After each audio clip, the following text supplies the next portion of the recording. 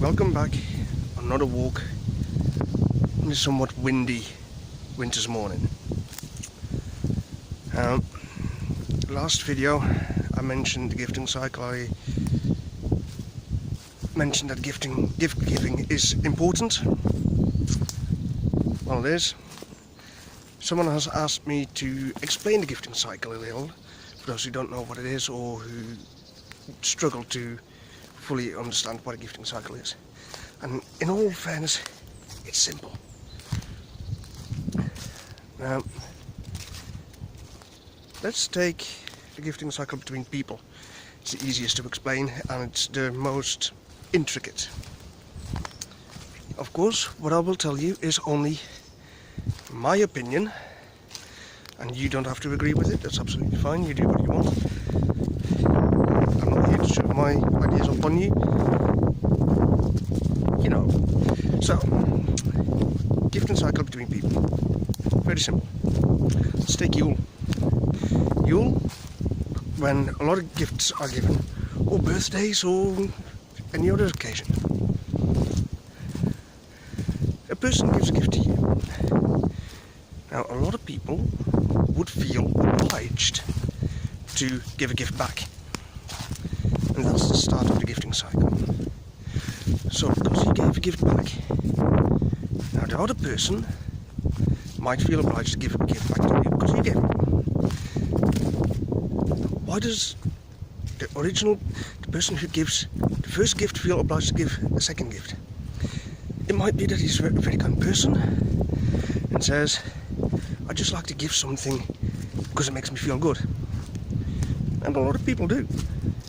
They never expect anything back. I'm very much the same. I will give someone part of my time, or I'll give them a gift, material gift, doesn't matter. And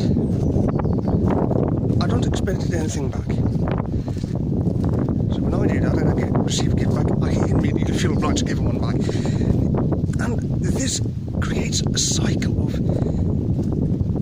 literally gift giving.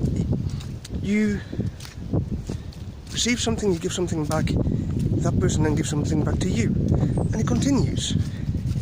Now what this does, it helps to create bonds of friendship. It helps to create a sense of community, and this is why it's important. Now, of course, gifts do not have to be material. It can be, like I said, part of your time. Go babysit for someone. Go and listen to someone who's just lost a loved one. Or just go to the shop for someone who's not so steady on their feet. Little things like that help a lot. And it's very much appreciated by those who receive your time. And of course, that will also mean that you gain a name for yourself as a helpful person. Now, I'm not saying go and do this just because you will get a name for yourself. No. You will become known in your local community as a good person, a helpful person. Again, might be important, might not be. So, this is where community sense comes in. Once this has been established, you have a full gifting cycle.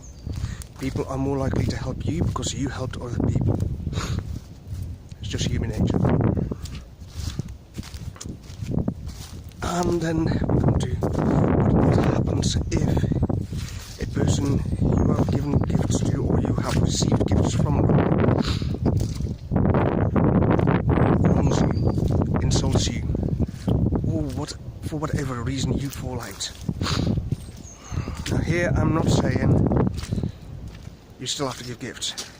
Depending on the severity of the insult, you just brush it off. You accept their apology and you carry on with the gifting cycle. But in severe cases, I would not feel obliged to give something back then. If they have wronged me, why would I give something to them? It depends on your own moral code. But that's for you to decide, not for me. So, That's between people. Now we come to gifting cycles between ancestors. I think this one to be a very important one as well. For me, I see it like this. Our ancestors have given the majority of their life just so we could be here. That's a big debt to repay. So, what do we do? What do I do rather? I give weekly offerings.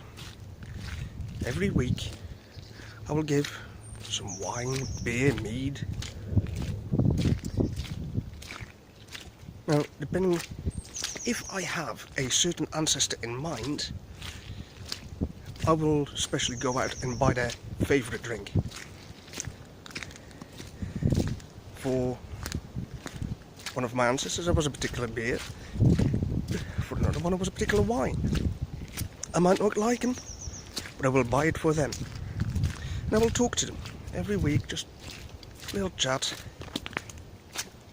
Tell them what has happened during the week, or tell them your worries, little things like that. It's not much. Every Yule, or any other major occasion during the year, I will set a part of the feast aside. But again, it doesn't have to be. You do what you want. For the spirits, this is where it completely differs. This is not because they have given me something, but it is a payment that I might live in peace next to them. It's important to remember that the spirit, we live amongst the spirits live amongst us. The worlds are not that different. So, monthly offering of mead, beer, wine, milk, grains or grain-based products such as bread, cakes, biscuits. These are just to say thank you. You live next to me, I live next to you. I want to live in peace. Let us be. That's all it is. Again, at Yule, I will set part of the Yule feast aside for them. And when it comes to the gods, this is where it differs again. For the most part, it's very similar to the spirits, because from what I hear, there's quite a few cautionary tales of people who have attracted the attention of the gods and met their end sooner rather than later, and a lot of times in not a very pleasant way. So, what I do there, once or twice a year, a big offering, and that's it. I tip my hat to them as a matter of respect. I say, this is for you, please let me be. Leave me and my kin alone. Of course, there are times when you may wish to call upon the gods for whatever reason. I have done so, and yes, that's absolutely fine. But remember, I think it is important that whatever you ask for has to be paid in the same amount. True, it might be better to give a little bit too little than too much. If you give too much, it might be seen as an insult again if it's, yeah, you know what I mean. However, when it comes to the gift to the gods, the difference lies when you look at what you want. If it is something that is not going to affect the majority of your life, you can get away with a one-off offering,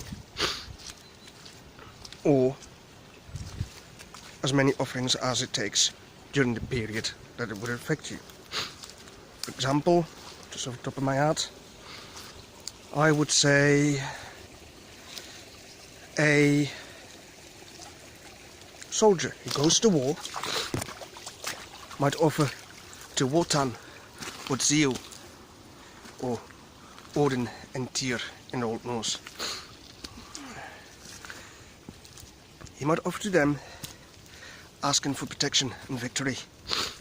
And he might offer as long as he is in a war zone, or a very large offering before he leaves. Or he might just make an offering when he comes back. Someone who goes to court might offer to forcite or forsetti in the old laws, and ask to grant him justice in the court battle. And this person might make offerings every time he goes to court, and that's it. But someone who asks for wisdom, this is a lifelong gift. This person might give, on top of the yearly offerings he makes, additional offerings throughout the year for the rest of his life, because it is a lifelong gift. Of course, this is just me, not everyone else. So, also to think what the spirits or deities might like. It's not just enough, in my opinion, to give something. Oh, slip there. It might not be enough, in my opinion, to give something that's of value to me, but only to me. What I think is important is to look at what is of value to the gods, to the spirits. And this is why grain products are so well accepted by the spirits. Or at least I think so. Now, when it comes to gifting cycles, there's a lot of it in folklore as well. I'll give you 2 examples. Kabouters. In the Netherlands and Flanders, and in France, le lutin, or la lutine. These are gnome-like creatures. They are akin to the German kobold, the Scandinavian nisse, and I do apologise if I completely butchered the pronunciation. These creatures, they are often seen as 2 to 3 foot tall elderly people. Het haspelmannetje en got that one wrong. Het haspelvrouwtje en het alvermannetje are kabouters who sought the warmth of a human home. And in Dutch folklore it says, if you make offerings to them of milk and bread, give them food, they might become very loyal. They might help you out with chores that you forgot. You leave for work in the morning and you think, I've got to do the dishes, I've got to fold the laundry. And you come home only to find that already haven't been done. If you live on your own, it would make you wonder. Another tale is of a shoemaker and the elf kind. This shoemaker, he was struggling for business. Other shoemakers had come into town and taken part of his business. And the elves heard his worries as he was talking to his wife. And in the night, they would start making shoes. So the shoemaker made an offering, fairly regular offerings. And business returned. It was booming. He became one of the best shoemakers in this country. And as business grew, he forgot to make offerings. And he started taking credit for the elves' work.